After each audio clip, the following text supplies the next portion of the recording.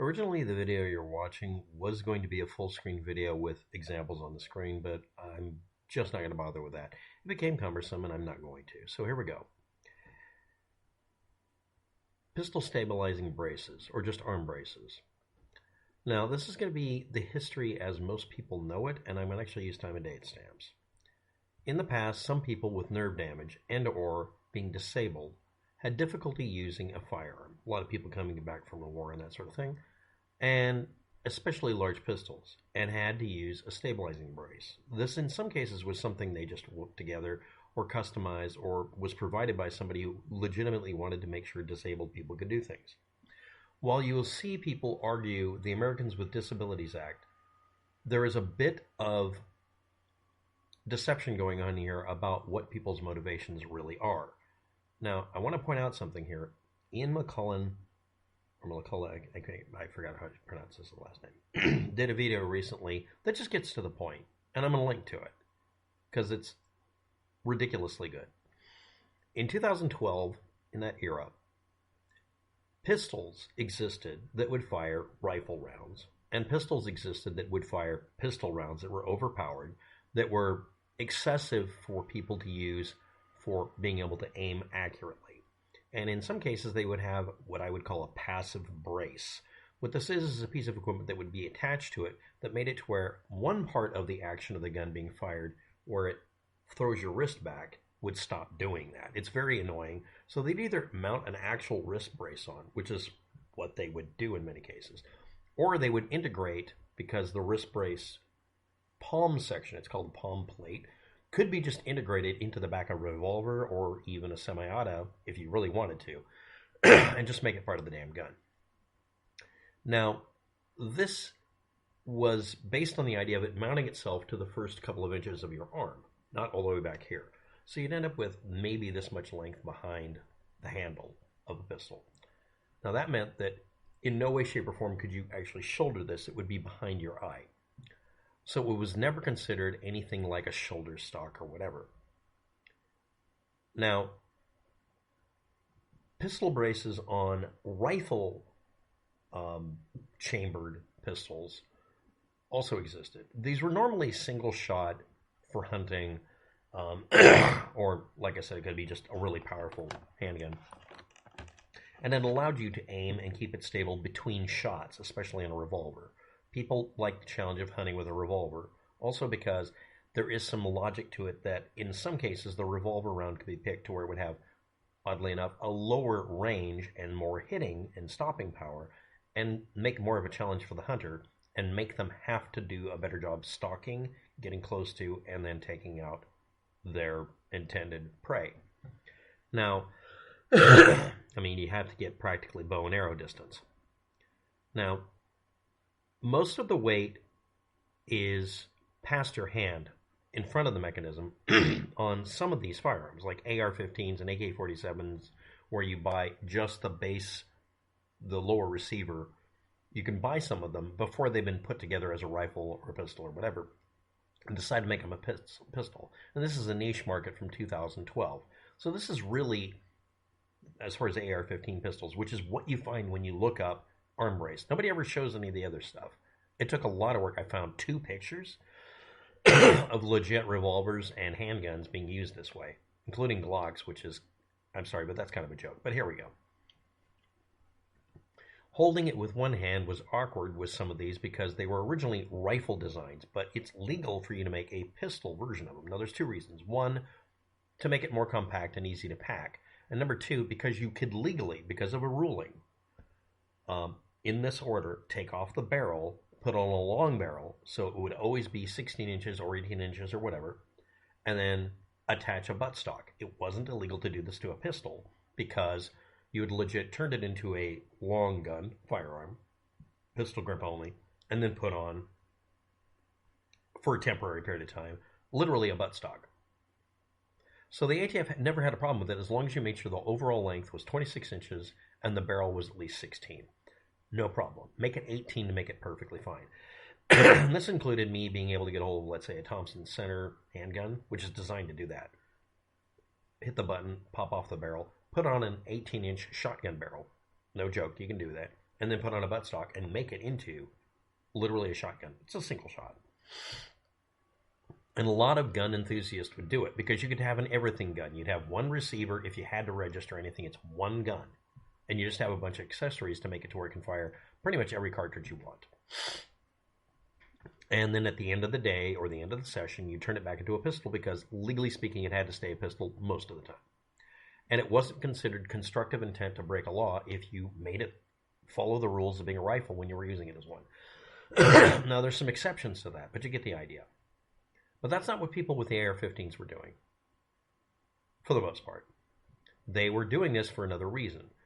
The arm brace we're actually talking about that was created then went over the top of your arm, rather than being on the bottom and then grabbing on from there, or being on the top and just being a plate so that the muzzle rise would have to fight your arm with basically a long fulcrum. And what they did is they made it to where, technically if they needed to, they could shoulder it, because they made this a really long arm brace. Longer than, well, actually as long as needed, because it needed to be longer because of the way our AR-15 mechanically works. And this went from being one-hand awkward to fire to really stable. In fact, better than firing it from the shoulder for certain cartridges, powder puff rounds. But you could hit a target accurately in a competition. 2013, one of them was made specifically for the AR-15 that slid over the buffer tube, which is an extension on the back that a lot of people would just stick rags and duct tape on to do the same thing, because it included an extension that goes out the back, because it was originally a rifle design. And again, if you start off with that lower receiver as a rifle, it's supposed to stay that way. But if you buy it as a blank receiver, not an 80%, a completed one, with serial numbers and everything, you could convert it into whatever you want to. You always started with a pistol because it had virtually no restrictions. But you always had to make sure whenever you were using it, or whenever it was stored, it was configured in something street legal.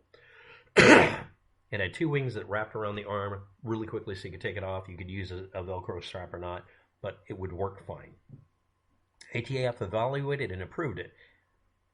It said it was not suitable for shouldering because it was a rubber stock end, and because attaching the brace to the firearm doesn't alter its classification of the firearm. You'll hear them say the exact opposite later. You may have already seen that in the news. 2014, March, the ATF decided firing a pistol from the shoulder would not reclassify the pistol because we do not reclassify weapons based on how an individual uses a weapon or misuses a weapon. The weapon stays the way it is. And then they changed that later, we'll hear. 2014, many AR-15 makers then, because of those letters, and the ATF being unambiguous about it, many years of production later, millions of them, they started selling AR pistols, or just AR strip receivers that never had anything on it, because people wanted to custom make their own. When people buy an AR-15, they customize the hell out of it. It's like a toy.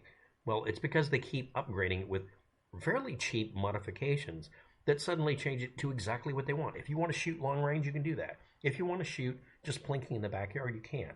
If you want to make the thing from a pistol to a rifle, you can. If you want to make it to where it's an everything gun, you can do that. You can even take off the entire upper receiver and with very few modifications make it fire all sorts of cartridges. Or just make it a single shot or bolt action. It became in California, the serialized lower receiver part, so you only had legally one purchased gun. Every other part was just about anything you wanted to, including making it fire literally BB gun pellets and, yes, paintball. I mean, they would just convert it. They said it wouldn't turn it into a short-barreled rifle because it never was a rifle. We do not reclassify weapons based on how an individual misuses or uses a weapon. Okay. But after some of them came out, the owners would ask the ATF in a letter about shouldering it, because they said it was okay, but they started getting a little annoyed by it. By 2015, they decided that the use of the shoulder stock constitutes using it as a shoulder stock is redesigning it, even though you haven't changed the gun. Because we reclassify weapons based on how people use or misuse their weapons. So one person uses a baseball bat to commit murder, it's immediately an assault weapon. That's not legally something they're allowed to do, and that was pointed out to them.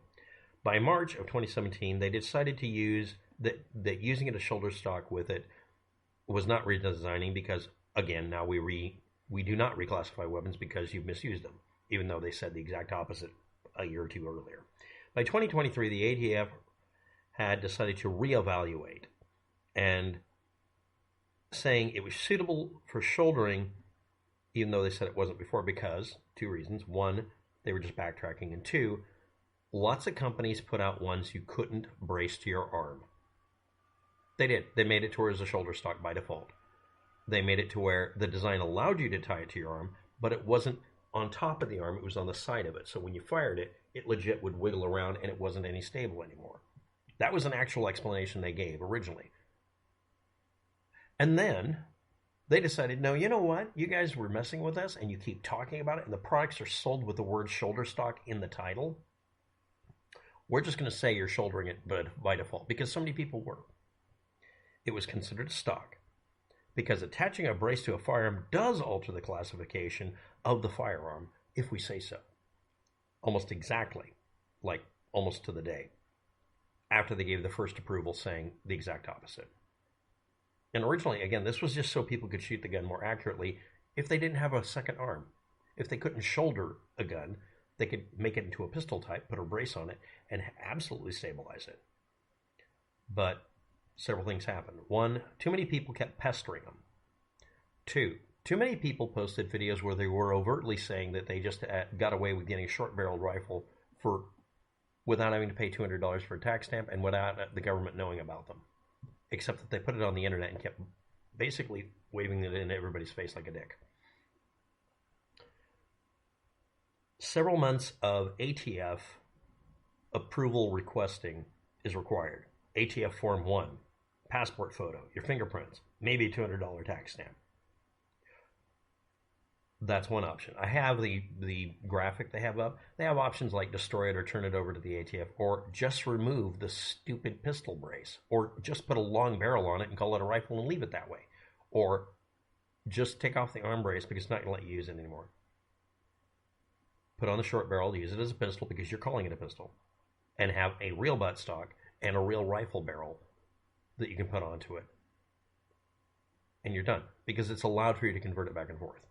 Instead of just having an everything gun with a short barrel that you can get away with using as a rifle and actually shouldering it, which is much more convenient, honestly.